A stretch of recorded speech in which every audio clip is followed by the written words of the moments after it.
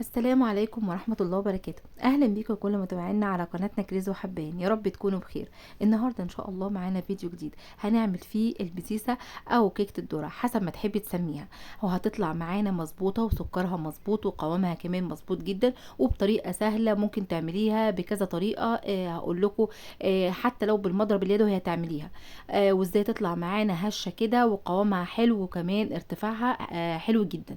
بس خليكم معانا عشان نعرف احنا عملناها ازاي بكل تفاصيلها، وان شاء الله تعجبكم وتقدميها لاولادك. على فكرة فايدتها عالية جدا وفيها فوائد اكتر من الكيكة العادية. يلا نقول بسم الله.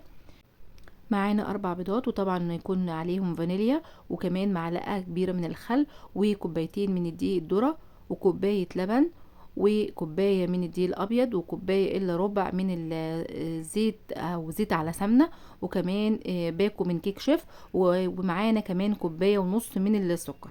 طبعا الكوباية اللي انا بعاير بيها هي نفس الكوباية اللي بعاير بيها كل المقادير، ودي ملحوظة مهمة جدا يا جماعة. ما ينفعش ان احنا نعاير بكوبايات مختلفة، لان ممكن الكوباية تختلف من واحدة للتانية.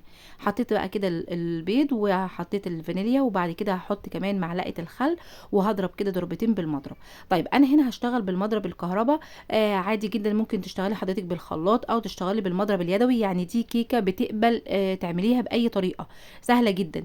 انا بصراحة كنت عاملاها على القناة قبل كده بالمضرب اليدوي، فما فيش اي مشكلة ان انت تطلعيها برضو وتطلع معاكي ممتازة.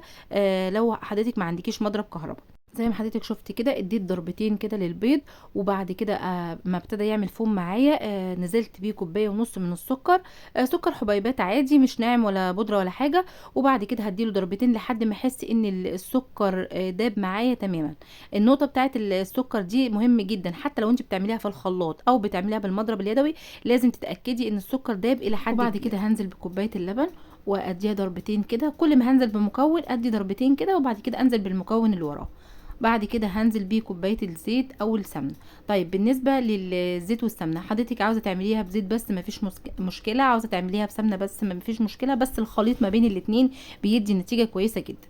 هضربهم بقى كده لحد ما احس ان كل المقادير كده اختلطت ببعضها والمقدار كده الخليط بقى مع تمام. وبعد كده انزل بيه دقيق الذره. في الوقت